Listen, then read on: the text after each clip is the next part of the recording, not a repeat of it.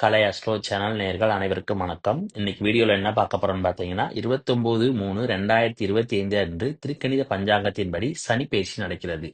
இந்த சனி பார்த்தீங்கன்னா கும்ப ராசியிலிருந்து மீன ராசிக்கு பார்த்தீங்கன்னா நிரந்தரமாக இடப்பெயர்ச்சி ஆகிறார். இந்த மீன ராசிக்கு வர்ற சனியினால அனைத்து ராசிகளுக்கும் என்ன விதமான தீய பலன்கள் நடக்குமோ அதுக்குரிய தீர்வுகள் என்ன அப்படிங்கிறத நம்ம இந்த வீடியோல பார்க்க போறோம். ஏன்னா சனியினுடைய பார்வையானது 3, 7, 10 இந்த பார்வையின் மூலமா பார்த்தீங்கன்னா ஒவ்வொரு ராசிக்கும் தீய பலன்கள் நடைபெறுவதற்கான வாய்ப்பு இருக்கிறது.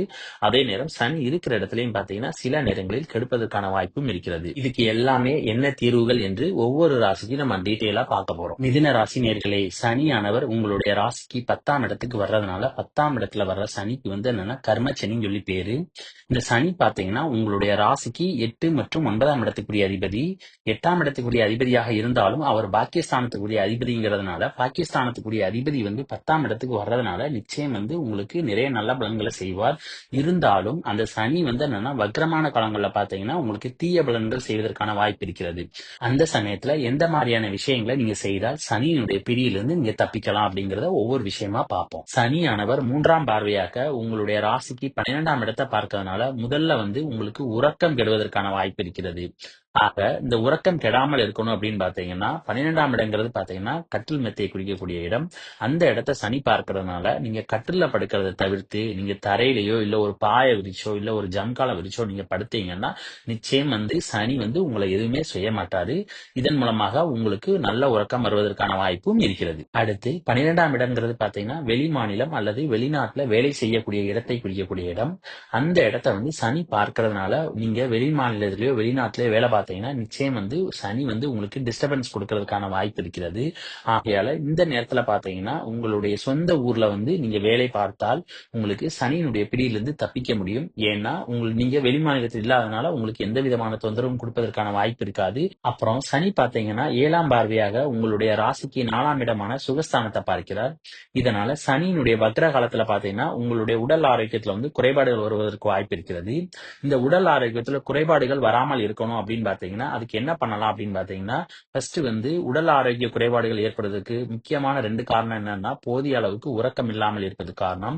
அடுத்து சரியான உணவு சரியான நேரத்துல சாப்பிடாமல் இருப்பதன் மூலமாகவும் உங்களுக்கு ஆரோக்கிய குறைபாடுகள்ங்கிறது வரும். ஆகையால சனியினுடைய வக்ரமான காலத்துல உடல் ஆரோக்கிய குறைபாடுகள் தவிர்க்கணும் அப்படின்னு பாத்தீங்கன்னா ஃபர்ஸ்ட் சரியான நேரத்துல 3 வேளை உணவுகளை நீங்க எடுத்துக்கொள்ளணும். அதே நேரம் போதிய அளவு மட்டும் எடுத்துக்கொள்ளணும்.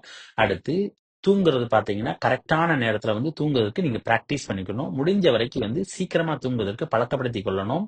அதே நேரம் காலையில பாத்தீங்கன்னா 6 மணிக்கு முன்னால எந்திரிப்பதற்கு நீங்க கொஞ்சம் பழக்கப்படுத்திக்கணும். இந்த மாதிரி நீங்க தூங்குற முறையும் சரி அதே மாதிரி சாப்பிடுற முறையும் நீங்க கொஞ்சம் கரெக்டா மாத்திக்கிட்டீங்கன்னா உங்களுக்கு உறக்கத்துல ஏற்படக்கூடிய பிரச்சனைகளை நீங்க தவிர்க்க முடியும். சனியானது 7ஆம் பார்வையாக 4ஆம் வீட்டை பார்க்கறதுனால இந்த காலகட்டத்துல புதிதாக சொத்துக்கள் எதையும் வாங்காமல் இருப்பது நல்லது.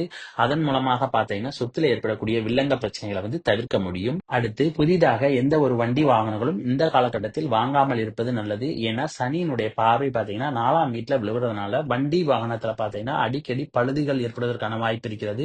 அதன் மூலமாக உங்களுக்கு செலவுகள் அல்லது கஷ்டங்கள் வருவதற்கான வாய்ப்பு இருக்கிறது. ஆகையால் இந்த சனியினுடைய வக்கரமான காலகட்டத்துல வண்டி வாங்காமல் இருந்தால் சனியினுடைய பிடியிலிருந்து தப்பித்துக் கொள்ளலாம். அப்புறம் 4ஆம் இடங்கிறது பாத்தீங்கன்னா உயர்கல்வி படிப்பை குறிக்கக்கூடிய இடம். அந்த இடத்தை சனி பார்க்கறதுனால உயர்கல்வி படிக்கிற மாணவ மாணவிகள் பாத்தீங்கன்னா படிப்புல தடை ஏற்படுத்துவதற்கான வாய்ப்பு இருக்கிறது. அதே நேரம் பிரச்சனைகளை ஏற்படுத்துவதற்கான வாய்ப்பும் இருக்கிறது.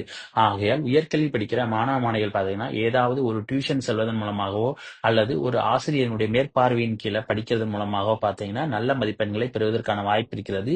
இதன் மூலமாகவும் சனியினுடைய பிடியிலிருந்து தப்பித்துக் கொள்ளலாம். சனியினுடைய 10ஆம் பார்வையானது உங்களுடைய ராசிக்கு 7ஆம் வீட்டுல விழுவுறதுனால கணவன் மனைவிக்கிடையே பாத்தீங்கன்னா கருத்து வேறுபாடுகள் சண்டை மோதல்கள் இந்த மாதிரி போகும்.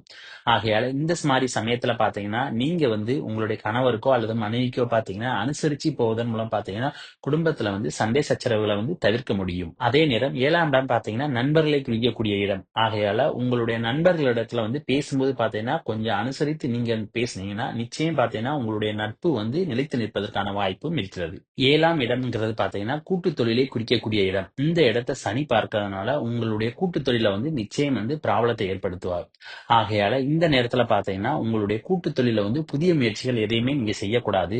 அதே நேரத்துல கூட்டு தொழிலை விரிவாக்கம் செய்யாமல் இருப்பதும் நல்லது. அதே மாதிரி பெரிய முடிவுகள் பாத்தீங்கன்னா இந்த சமயத்தில் எதுவும் எடுக்காமல் இருந்தால் நிச்சயம் சனியினுடைய பிடியிலிருந்து நீங்கள் தப்பித்துக் கொள்ளலாம். அப்புறம் 7ஆம் இடம்ங்கிறது பாத்தீங்கன்னா திருமண வாழ்க்கையை பற்றி குறிக்கக்கூடிய இடம். இந்த இடத்தை சனி பார்க்கறதுனால திருமண வாழ்க்கையில பாத்தீங்கன்னா பிரச்சனைகள் ஏற்படுத்துவதற்கான வாய்ப்பு இருக்கிறது. ஆகையால் திருமண வாழ்க்கை சம்பந்தமான எந்த ஒரு முடிவுகளையும் பாத்தீங்கன்னா நிதானத்தோடு முடிவெடுப்பது நல்லது.